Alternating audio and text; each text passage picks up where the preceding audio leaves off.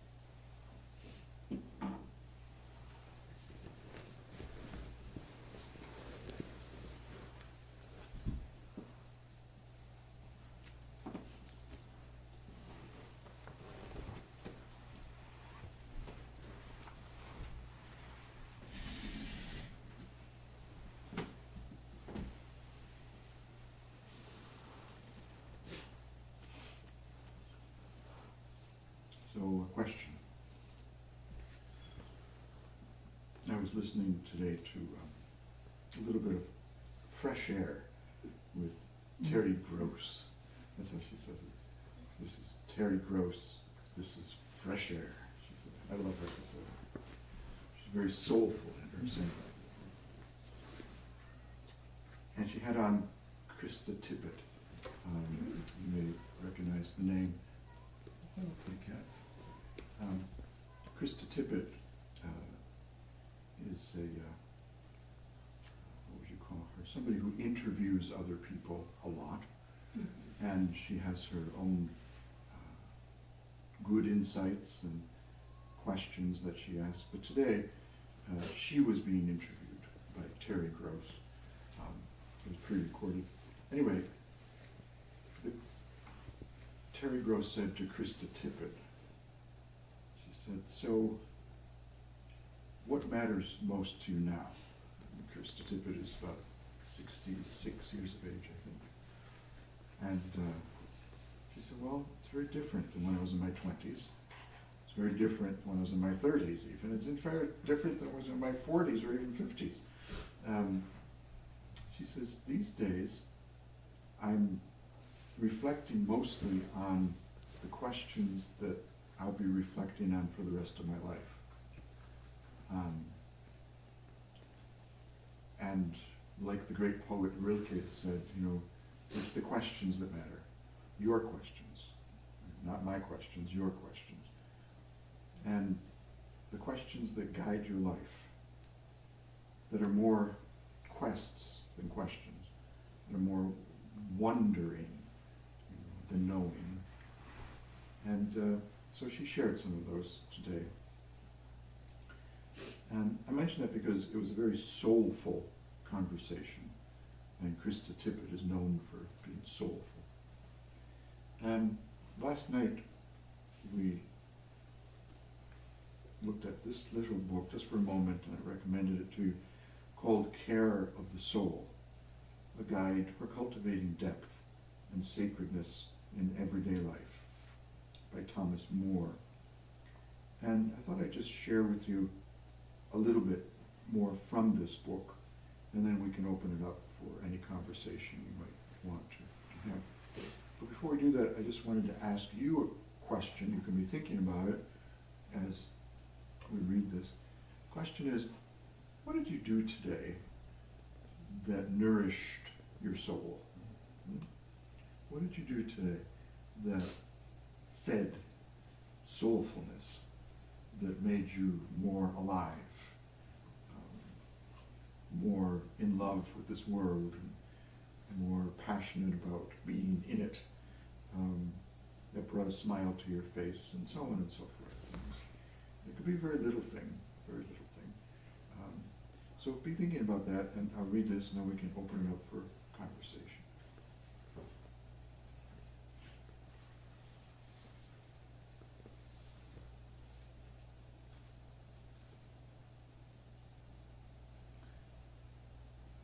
Care of the soul is a very different way of regarding daily life and the quest for happiness. Care of the soul, the emphasis here may not be on problems at all.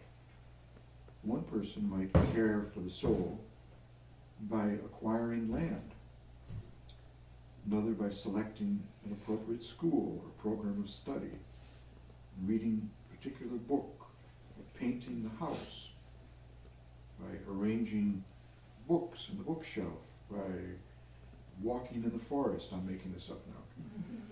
Care of the soul is an ongoing process that is not concerned with fixing anything,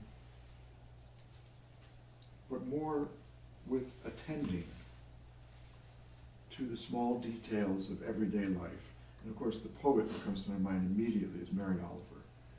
And if you're not familiar with her work, do so. She was a great, great guide in this regard. So, let's skip down a little bit.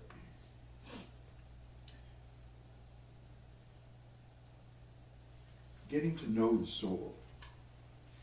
Let's begin by looking at this phrase, care of the soul.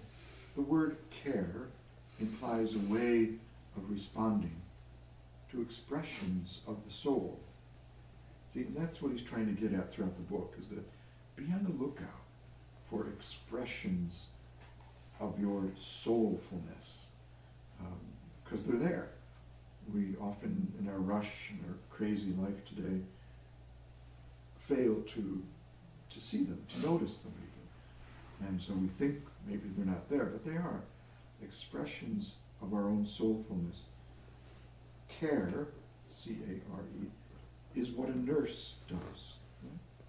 And nurse happens to be one of the early meanings of the Greek word therapeia, or therapy.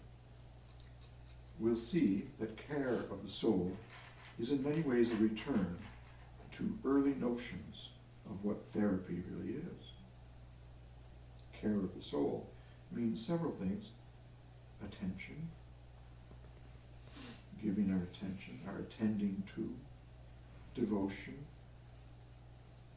means caring for the body, means managing our time and the things and the spaces that we live in. It might be a good idea to keep all these meanings in mind as we try to see, as much as possible, how we might care for the soul. Then he goes on to say, in the way that I am using the word soul, it is not a thing, but a quality, a dimension of experience, of life, of ourselves. It has to do with depth, value, relatedness, heart. When we say someone or something has soul, we know what we mean, but it is difficult to specify exactly what that meaning is.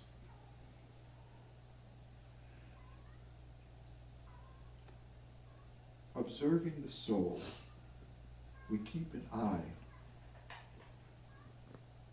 on its, and he uses the word here, which is kind of unusual, on its sheep, like we're the shepherds, right? Caring for the soul is our sheep.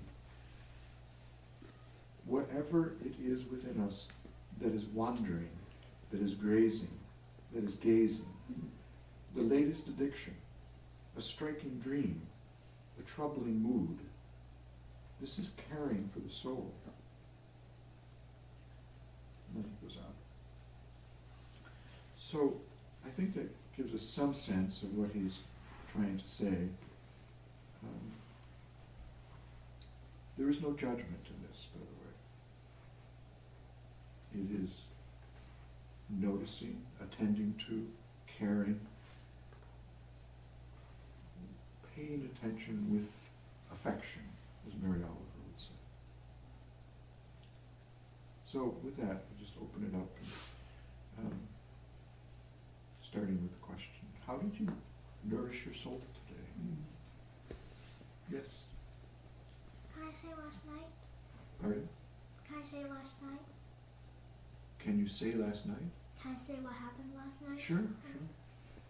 I was walking my dog Ninja on a nighttime walk, and he's not snow-proof, so He's not snow-proof, right? so he got pretty cold. So we were going down this snowy hill, and then I accidentally slipped and took some snow on him, and then he started running all over. But since he has the leash on, I started going in circles. Yeah. Did you get a video of this? I would love to have seen it. Not really, but Okay. I can't really see it. All I had is just a lamp. I saw the thing outside my window when it was Charlie, and he fell down a hill too. Just Denzel just rolling down a hill. I chased Charlie. Yeah. That's caring for the soul. That's enjoying the senses. Huh? Yeah. Beautiful. Thank you.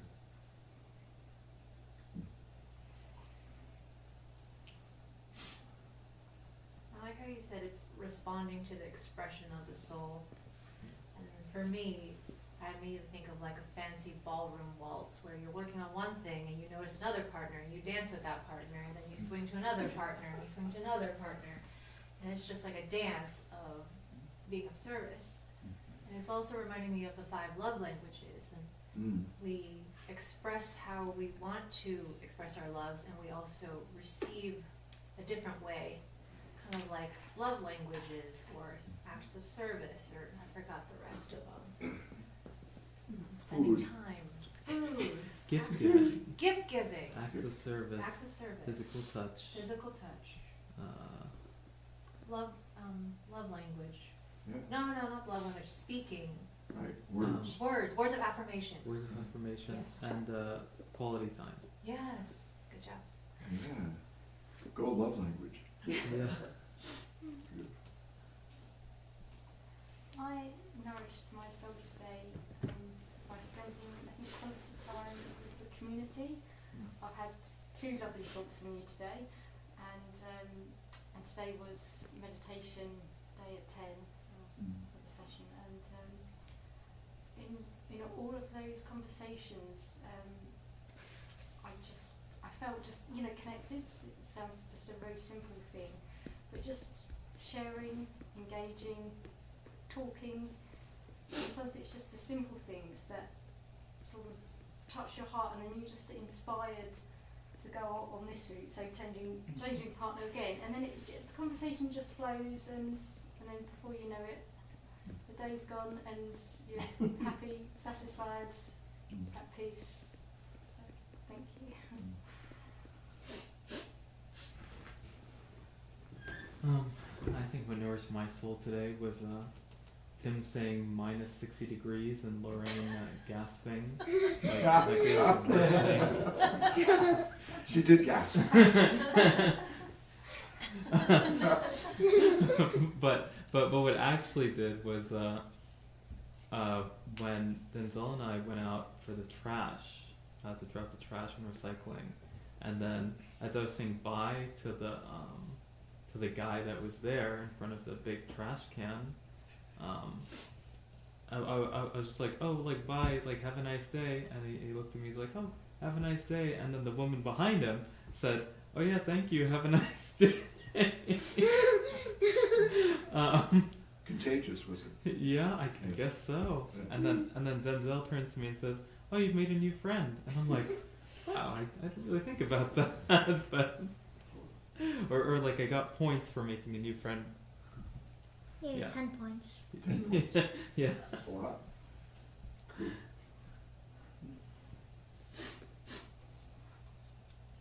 So I'm really passionate about color, and I notice color everywhere.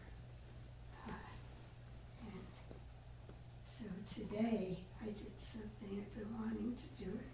I changed the cloth on the altar to something that looks nicer with the candles, at least to me. Nobody else probably cares, but I do, and that nourishes my soul.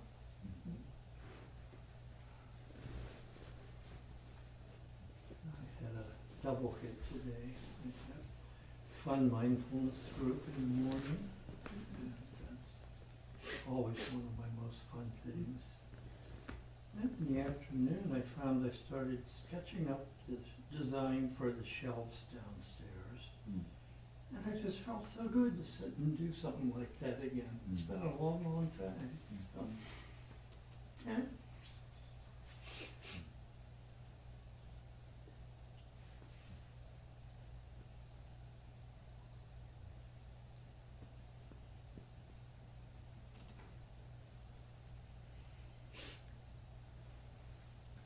So we'll leave that at that, and I'll leave the book down here, here among the many, and feel free to have a look at it and see what you think.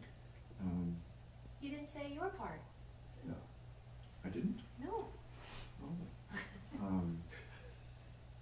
Good catch. Well, I guess first the thing that comes to my mind is kind of ordinary, everyday-ish. I take a nap every day in the afternoon. But since I have 2 cats, you know, they seem to like me and jump on the bed whenever I take a nap, and I lie there on my back and my arms like this. And one cat's here and the other cat's there, and my body's the wall of peace, you know, between them, so they can't, you know.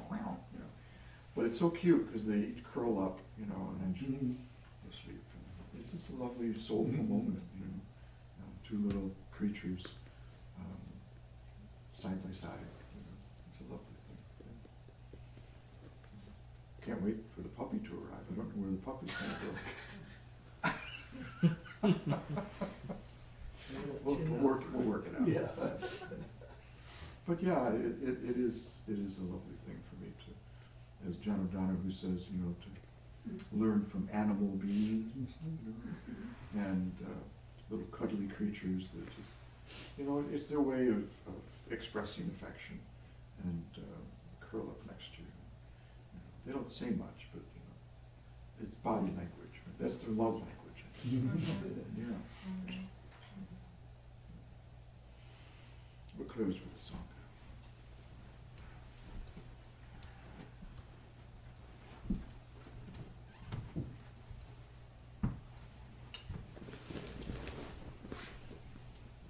So last night we did a fragment of a refrain.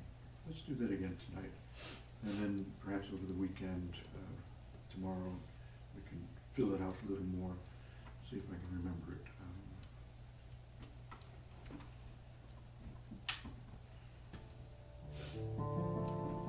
This is from the English poet who died when he was in his late 20s, I believe, maybe sometime in his 20s, John Keats, when he said in a letter, "I know nothing except the holiness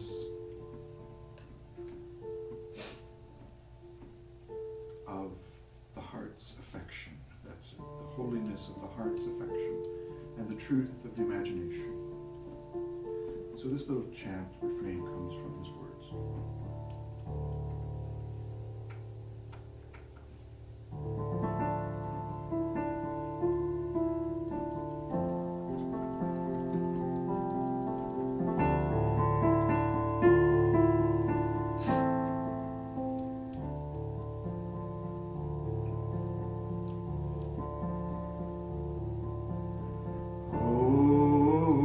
Holy, the heart's affection.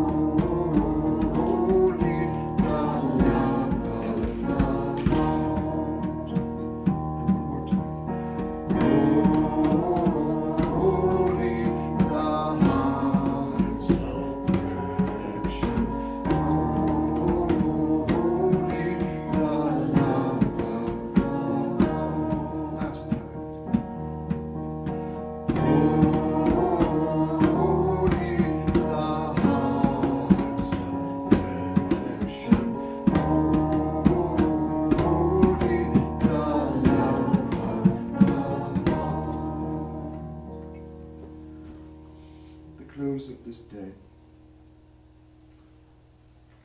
to remember how during this day, this beautiful day that we've been given, our soul was nourished. And somehow we drew closer to you. May we see more and more that you are one who loves, that cherishes us. And in our daily life, may we welcome that love with open arms. May it be so.